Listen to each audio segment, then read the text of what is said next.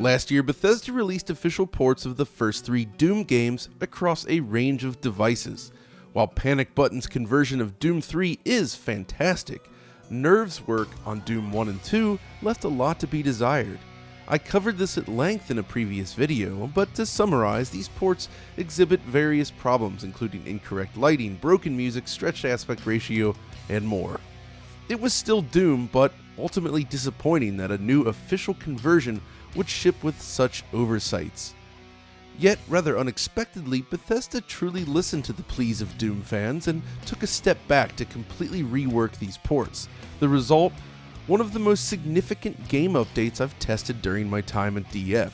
The developers at Nerve went back to address virtually every issue that we mentioned, and the results are mostly excellent. So for this video, we're going to explore these changes to see if it lives up to the lofty promises featured in the patch notes while touching on the few remaining issues that I discovered. So let's get started. To begin with, not every feature is brand new. The game's first patch managed to correct some of the more egregious problems already.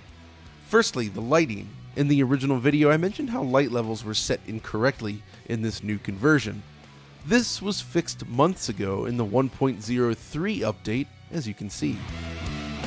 The result is a game that looks closer to the original renderer, and it's much more attractive as a result. This original version robs the games of their atmosphere by displaying areas near the player in an overly bright fashion. This issue is actually the result of a quirk in the way that the lighting code in the original Doom works. Basically, certain elements are hard-coded for the 320 by 200 resolution. So by tripling the resolution of this port, the lighting was broken. By eliminating this issue, the darkness is restored. Then there's the music. The speed and quality of the sound playback has been greatly improved with this initial patch.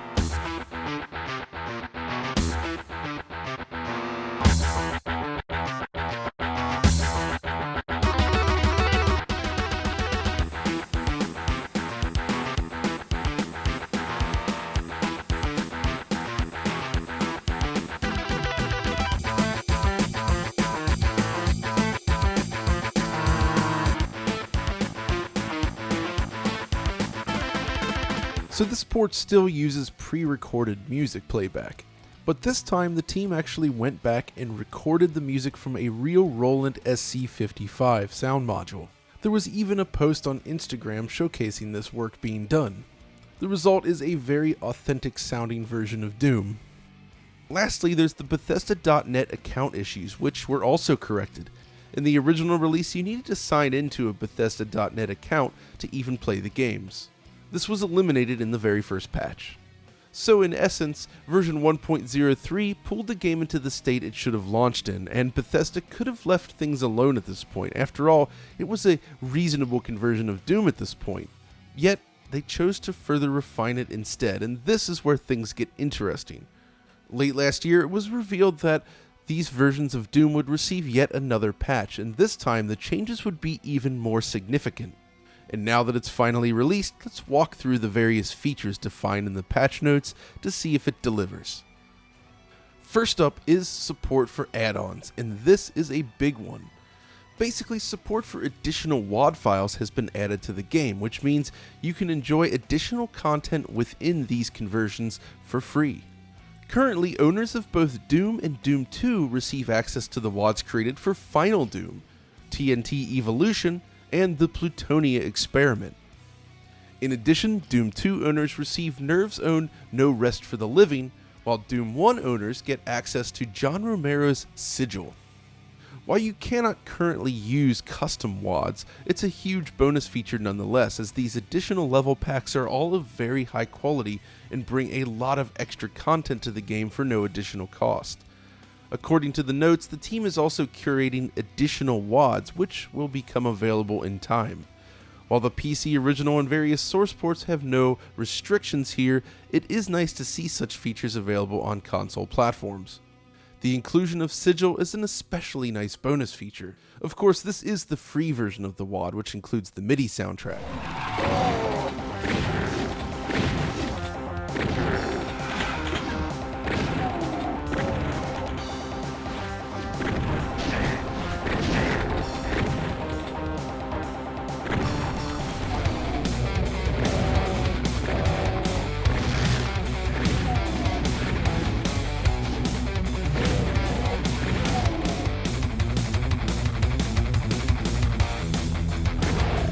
If you want to enjoy Sigil with the excellent Buckethead soundtrack, you'll need to shell out for it and play on the PC. Of course, this also highlights another cool feature. The team has added real-time MIDI playback to this version of Doom.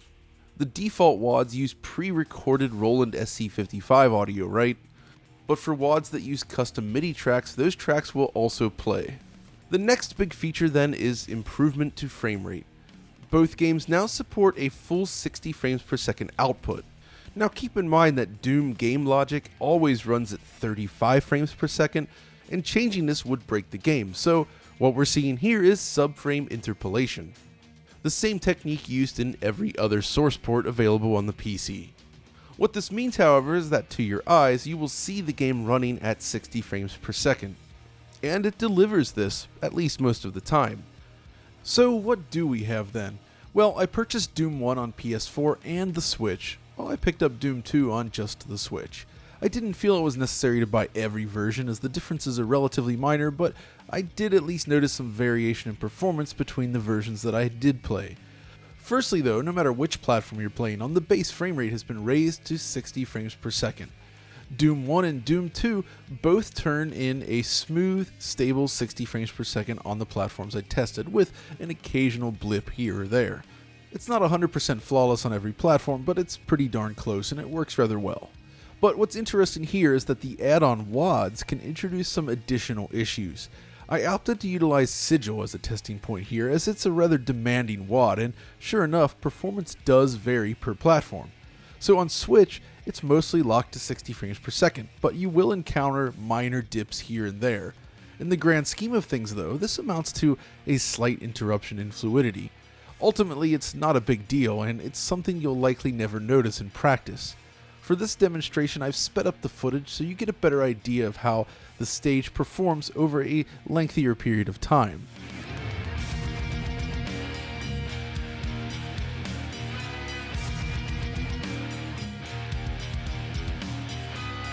This is also true of PS4 Pro. In fact, it's even better, I'd say. It runs at a stable 60 frames per second throughout all of my tests. This is a very smooth version of the game. I know it sounds silly to talk about frame rate in this way when referring to a game from 1993, but again, this is a new source port conversion of Doom, so it's not the original Doom here. But when I tested the base PS4, I started to notice some small issues. Basically, base PS4 exhibits more slowdown than both PS4 Pro and the Switch, especially in Sigil. And that seems rather strange, right? Well, there's good reason for this, it turns out. It seems that resolution is an issue here, and to achieve 60 frames per second, the rendering resolution was reduced specifically on the Switch version. So while PS4 runs at 3 times the resolution, or 960 by 600, the Switch was dropped to 640 by 400 instead, which is 2x in each direction. Thankfully, in a game like Doom, the reduction in resolution kinda works in tandem with the old school visual design, so it's not really a big deal, but it does explain why performance is faster than on the base PS4. Still, no matter where you play it, it is much smoother overall than the original release, which delivers 35 frames per second, just like the original DOS release.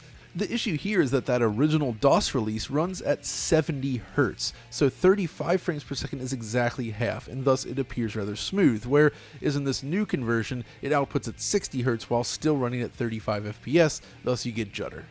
So while the new version isn't flawless, it's much better than the original release. Next up is the addition of a proper 4:3 aspect ratio.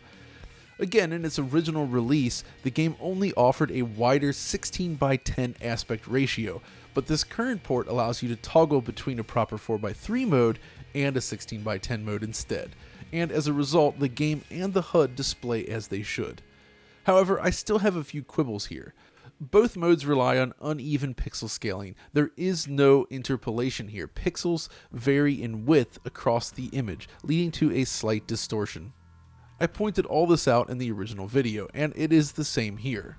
Now, I'm not saying I want a strong blur filter applied or anything, but a very subtle sub-pixel interpolation feature could certainly make a huge difference in terms of cleaning up the presentation, though at this point I suspect we won't see any more changes. That said, it's not too distracting overall, but it is something I'd like to see added. I would have also enjoyed a proper 16:9 widescreen mode like those available in various source ports of the game. I understand that the intent was likely to provide the original presentation, but a wider viewing area is a nice feature. Other features added in this patch focus instead on usability. Namely, a level selection feature has been added to the game, allowing you to enjoy pistol starts from any map in any WAD.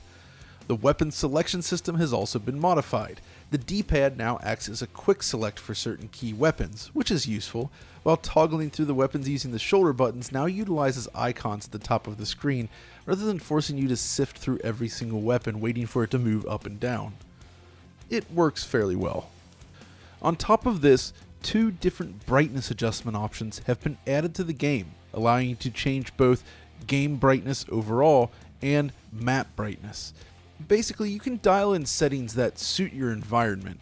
In a dark room, those default settings look great, but playing it on the Switch in a well-lit room can be rather difficult without slightly increasing the brightness, so that's something to keep in mind if you pick it up. In addition, there's a whole slew of other additional options and features that have been added to help refine the experience. They've even returned to the game to change some of the elements which were previously censored. For instance, the health packs. These appeared as pills in many of the recent official releases and have been changed to a green cross instead. It's still not the original red cross graphic that we all know and love, but it's closer and honestly it looks pretty good. The Wolfenstein inspired bonus stages in Doom 2 have also been properly restored, which is great. I've always enjoyed playing through them. The only real issue remaining, aside from pixel scaling that is this. Basically, if you utilize your console's sleep mode, and who doesn't these days, the game can exhibit some rather annoying pauses until you close and reopen it. This is specifically mentioned in the patch notes even as being improved, but it's still surprising and disappointing that such a bug remains in the game at this point. It's a real problem on a system like Switch where you're more likely to go in and out of the sleep mode throughout the day. Thankfully, the game loads extremely quickly, so it's not really a huge problem, but still, I think it should be fixed. Additionally, I kind of feel as if there's some additional latency, especially on Switch. I didn't have a chance to measure this in time for this video, so I don't have any scientific numbers here, but the game just feels slightly more sluggish than I would have expected.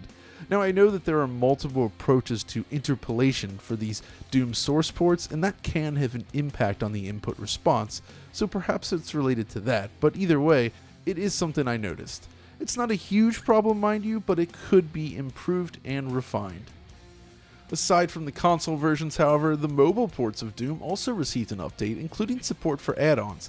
Problem is, these versions still appear to operate at the original 35 frames per second.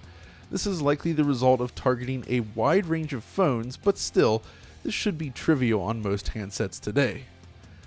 That said, I don't want to nitpick too much at this point. The fact is, Bethesda and Nerve did an excellent job on this version of Doom. The aspect ratio is fixed, the frame rate is smoother, the visuals look better, the lighting is correct, lots of new features have been added, and it really plays well.